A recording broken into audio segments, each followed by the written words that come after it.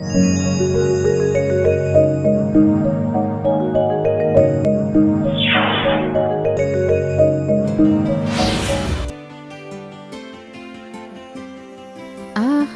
ఏమి రుచి అనరామై మరచి.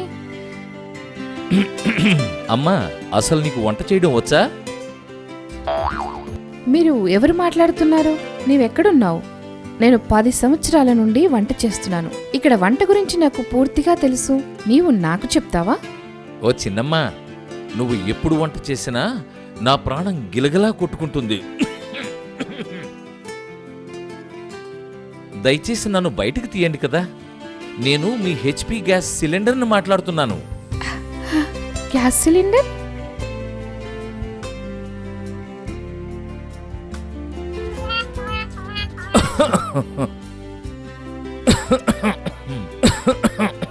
అమ్మయ్యా, ఇప్పుడు నా ప్రాణం హాయిగా ఉంది.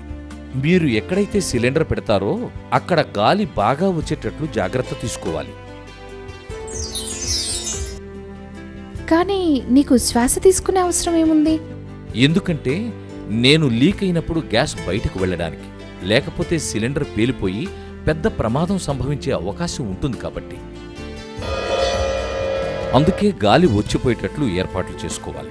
గ్యాస్తో వంట చేసుకునడం సులువే, కానీ అన్ని రకాలైన సురక్షిత పద్ధతులు పాటించాలి. అప్పుడే వంట చేసుకోవాలి. అలాగా? ఆ పద్ధతులేంటి? సిలిండర్ల గురించిన అన్ని జాగ్రత్తలు చెప్తాను, వినండి. నన్ను పడుకోబెట్టి ఎప్పుడూ వంట చేయటానికి ఉపక్రమించకూడదు. అరే అవునా? నేను ఈ తప్పు చాలాసార్లు చేశానే. తప్పు అలా ఎప్పుడూ చేయకూడదు. మీరు వంట చేసేటప్పుడు సిలిండర్ కంటే స్టవ్ కొంచెం ఎత్తులో ఉండేటట్లు చూసుకోండి. కిటికీ పరదాలకు కాస్త దూరంగా ఉంచండి. స్టవ్ అయితే ఎత్తు మీదనే ఉంచుతాము. అలా అయితే అది మంచి పద్ధతే. కానీ పైపుకి టీ కనెక్షన్ మాత్రం వాడకూడదు. ఎందుకంటే అక్కడ లీకేజీకి ఎక్కువ ఛాన్స్ ఉంటుంది. అది చాలా ప్రమాదం. అది చాలా మంచి విషయం. ఇంకా ఏమైనా జాగ్రత్తలు చెప్పండి. తప్పకుండా. ఎల్పిజి గ్యాస్ భూగర్భం నుండి తీసి రిఫైనరీలో శుద్ధి చేసి ఎల్పిజి బాటిలింగ్ ప్లాంట్లో సిలిండర్లో నింపబడి మీ ఇంటికి చేరవేయబడుతుంది. ఎల్పిజి అనేది ద్రవ రూపంలో ఉంటుంది, కానీ అది బయటకు గ్యాస్ రూపంలో వస్తుంది. అది మొత్తంగా విస్తరిస్తుంది. లీక్ అయినప్పుడు గ్యాస్ గది అడుగు భాగాన వ్యాపిస్తుంది.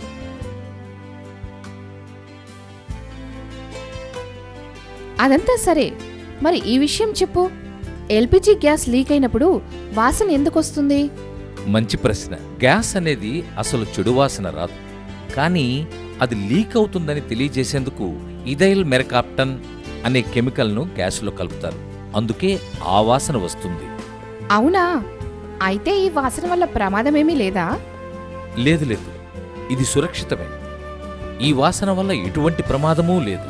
చాలా మంచిది. అమ్మా, మీకు ఇంకొక విషయం చెప్తాను, వినండి. మీరు వంట చేసేటప్పుడు మీ దృష్టినంతా కేవలం వంటపైనే కేంద్రీకరించి ఉంచండి. నేను అప్పుడప్పుడు స్టవ్ పైన వంట చేస్తూ టీవీ చూడటానికి వెళ్తాను. తప్పు. అలా ఎప్పుడూ చేయకూడదు. జాగ్రత్త. మీరు వంట చేస్తూ వేరే చోటికి వెళ్లడం అత్యంత ప్రమాదానికి దారితీసే అవకాశాలున్నాయి. కిటికీ నుండి వచ్చే గాలి వల్ల మంట ఆరిపోయి గ్యాస్ లీక్ అవుతుంది.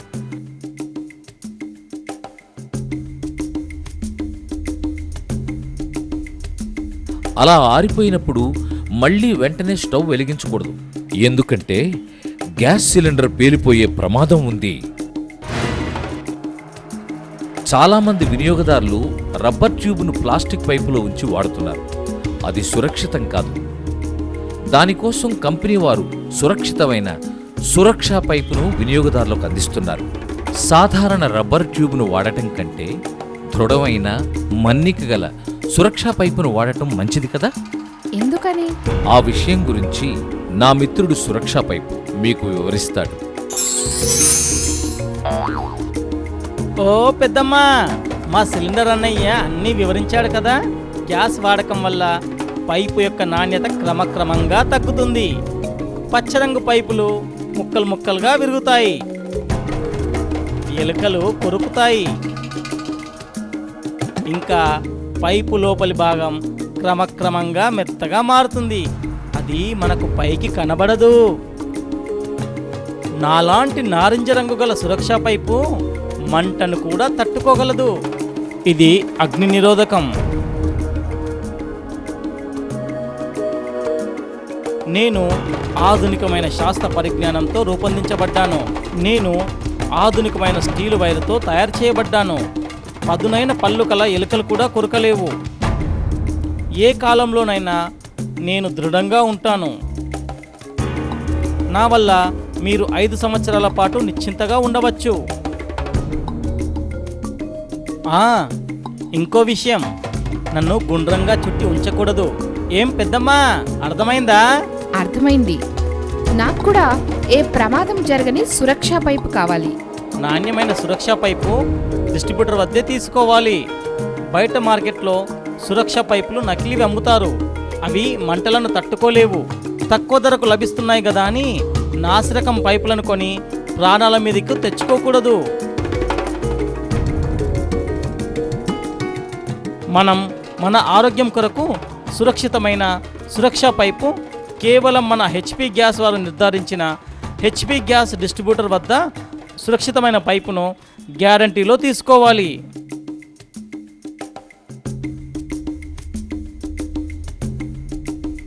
ఇంకా ఏ ఏ కారణాల వల్ల అపాయాలు కలుగుతాయో చెప్పండి.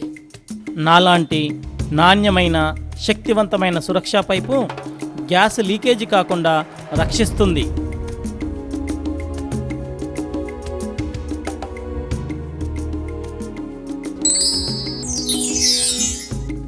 నా నుండి కూడా మీరు ఇంకొన్ని విషయాలు తెలుసుకోగలరు. సిల్క్ బట్టలు ధరించడం వల్ల మీకు త్వరగా మంటలు వ్యాపించే అవకాశం ఉంది. ఈ ప్రమాదం నుండి కాపాడుకోవడం కోసం నాలాంటి సురక్షితమైన యాప్రాన్ని ధరించండి. ఎలాంటి దుస్తులపైనైనా సరే నన్ను ధరించగలరు. అలా నన్ను ధరించడం వల్ల మీరు అందంగా కనిపిస్తారు.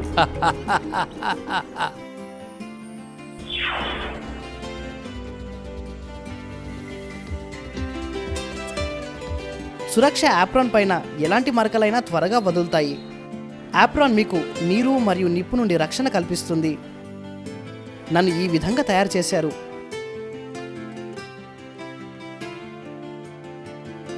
నీరు పడినా జారిపోతుంది, నిప్పు అంటుకోదు. వీటన్నిటి నుండి మీరు సురక్షితంగా ఉంటారు. గ్యాస్ వినియోగం గురించి చాలా విషయాలు చెప్పారు. ఇంకా ఏమైనా జాగ్రత్తలుంటే చెప్పండి. కొద్దిగా ఆగండి.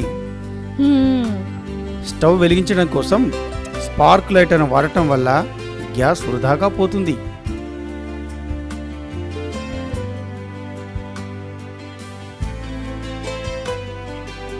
భలేగా చెప్పావు, బ్రహ్మాండంగా చెప్పావు. గ్యాస్ లైటర్తో స్టవ్ వెలిగించడం చాలా సులభం. ఒక్క గ్యాస్ లైటర్తో 2000 సార్లు వెలిగించవచ్చు. ఇంచుమించు 2 సంవత్సరాలు గ్యాస్ లైటర్ను వాడుకోవచ్చు. భలేగా ఉంది. కరెంటు పోయినప్పుడు అగ్గిపెట్టె కాకుండా నన్ను వాడుకోవచ్చు.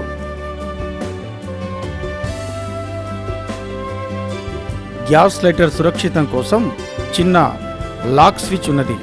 దాన్ని ఆఫ్ చేయడం వల్ల పిల్లలు దానితో ఆడినప్పుడు అది వెలుగదు. ఈ చిన్న స్విచ్తో లైటర్ను సురక్షితంగా ఉంచగలుగుతాం. అలాగే నాలో గ్యాస్ అయిపోయినప్పుడు గ్యాస్ నింపడానికి గ్యాస్ కంటైనర్ ఉంటుంది. దాంతో నింపుకోవచ్చు. జాగ్రత్త, లైటర్ను స్టవ్ మీద 2 పొయ్యిల మధ్య ఉంచడం వల్ల ప్రమాదం జరుగుతుంది.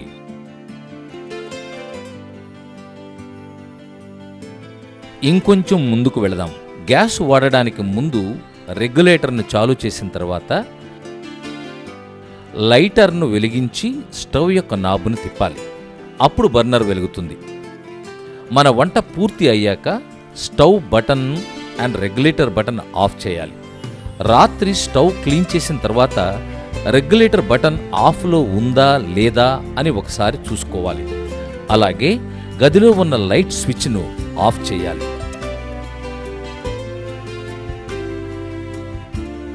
పిల్లలను సిలిండర్కు దూరంగా ఉంచండి. ఇంట్లో ఒక ఫైర్ ఎక్స్టింగ్విషర్ను ఉంచుకోవడం వలన ఏదైనా చిన్న అగ్ని ప్రమాదం జరిగినప్పుడు ఈ విధంగా ఉపయోగపడుతుంది.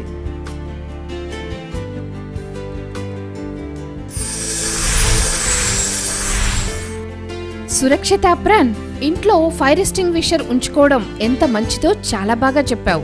ఓ పెద్దమ్మ, మీ ఇంట్లో ఎప్పుడైనా గ్యాస్ యొక్క వాసన వస్తున్నట్లయితే రెగ్యులేటర్ బటన్ మరియు స్టవ్ బటన్ ఆఫ్ చేసి కిటికీలు తెరవాలి.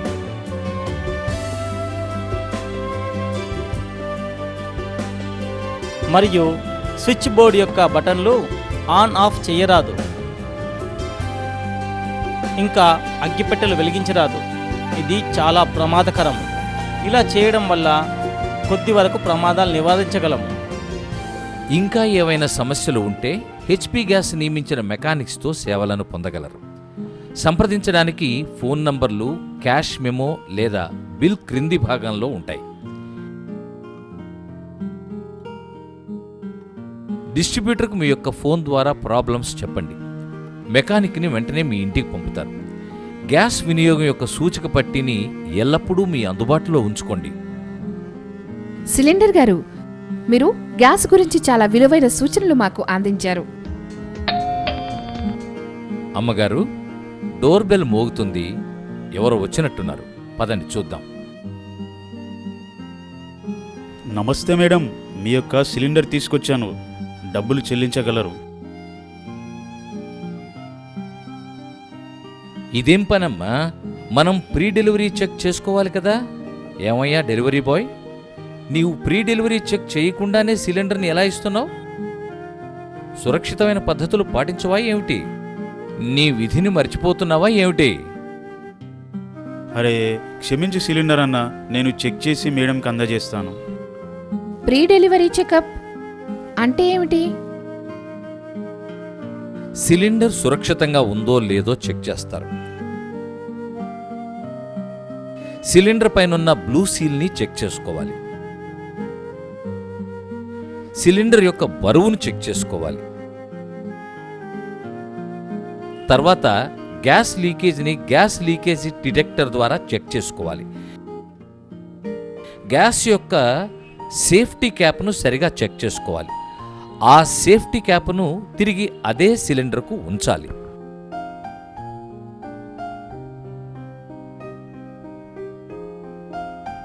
ఈ యొక్క సేఫ్టీ క్యాప్ బయట ఉన్న దుమ్ము ధూళి లోపలికి వెళ్లకుండా కాపాడుతుంది. అప్పుడు సిలిండర్ యొక్క వాల్ మరియు పిన్ సురక్షితంగా ఉంటాయి. మీకు ఇంకొక విషయం తెలుసా? సిలిండర్ యొక్క పిన్ సరిగా లేనట్లయితే గ్యాస్ లీక్ అవుతుంది. కాబట్టి రెగ్యులేటర్ తీసేసి సేఫ్టీ క్యాప్ సిలిండర్కి అమర్చి డిస్ట్రిబ్యూటర్కు ఫోన్ చేసి లీకేజ్ విషయం వివరించాలి. గ్యాస్ లీకేజీని అరికట్టడానికి సేఫ్టీ క్యాప్ను తప్పనిసరిగా అమర్చాలి. మీకు ఇంకొక విషయం కూడా చెప్పాలి. మీ యొక్క రెండవ సిలిండర్ను బయట ఉంచడం వలన దుమ్ము ధూళి దానిపై చేరడం వల్ల సిలిండర్ యొక్క బరువు పెరిగి రీఫిల్లింగ్ చేసేటప్పుడు ఆటోమేటిక్ స్కానర్లు ఈ దుమ్ము ధూళి బరువును కూడా కలపడం మూలకంగా గ్యాసు తక్కువగా రావచ్చు. థ్యాంక్ యూ సిలిండర్ గారు. మీరు మాకు తెలియని ఎన్నో విలువైన సురక్షిత సూచనలు అందజేశారు. వాటిని తప్పక పాటిస్తాం. సంతోషం. ఇంకొన్ని జాగ్రత్తలున్నాయి. ప్రీ డెలివరీ చెక్ చేసుకున్నాక డెలివరీ బాయ్ క్యాష్ మెమో మీకు అందజేస్తాడు. ఇవి రెండుగా ఉంటాయి. ఒకదానిపైన మీరు సంతకం చేసి డెలివరీ బాయ్కి ఇచ్చి రెండవ దానిని మీ దగ్గర భద్రపరుచుకోవాలి. బిల్లులో ఉన్న మొత్తం ధర డెలివరీ బాయ్కి చెల్లించాలి. తర్వాత డెలివరీ బాయ్ మీ యొక్క గ్యాస్ బుక్లో సిలిండర్ నంబరు మరియు డేటు నమోదు చేసి మీకు ఇస్తాడు.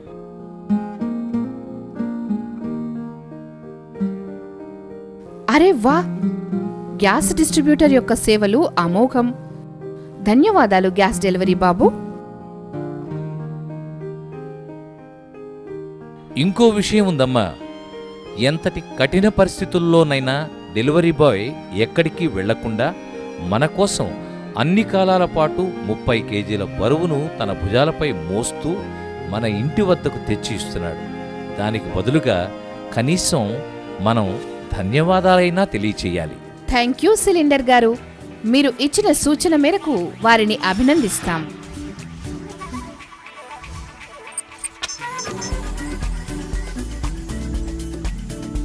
అవును సిలిండర్ అన్నా, నీవు పెద్దమ్మకు పాత సిలిండర్ తీసి కొత్త సిలిండర్ ఎలా అమర్చాలో చెప్పావా?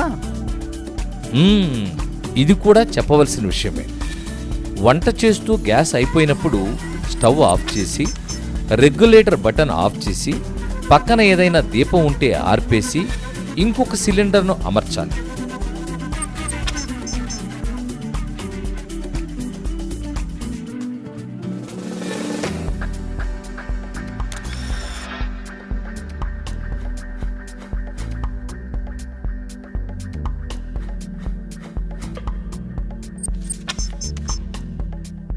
రెండవ సిలిండర్ అమర్చేటప్పుడు ముందుగా సేఫ్టీ క్యాప్ తొలగించి రెగ్యులేటర్ను ఆఫ్ మోడ్లో ఉంచి సిలిండర్పై అమర్చాలి.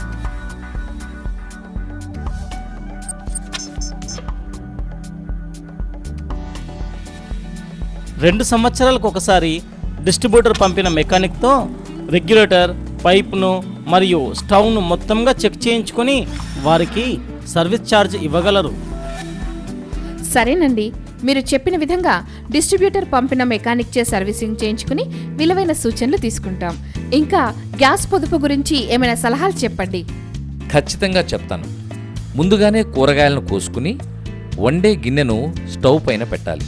అందువల్ల గ్యాస్ వేస్ట్ కాకుండా ఉంటుంది. బఠానీలు, గింజలు, శనగలు మొదలగునవి ముందుగానే నానబెట్టాలి. ఇలా చేయడం వల్ల గ్యాస్ను కొంతవరకు ఆదా చేయగలము. ఫ్రిడ్జ్ నుండి తీసిన పదార్థాలను వెంటనే గ్యాస్ స్టవ్ పై ఉంచకూడదు. దీనివల్ల గ్యాస్ ఎక్కువగా వినియోగించబడుతుంది. ఫ్రిడ్జ్ నుండి ముందుగానే తీసి సాధారణ ఉష్ణోగ్రత అనగా గది ఉష్ణోగ్రతకు వచ్చాక వండడం వల్ల గ్యాస్ ఎంతో ఆదా అవుతుంది.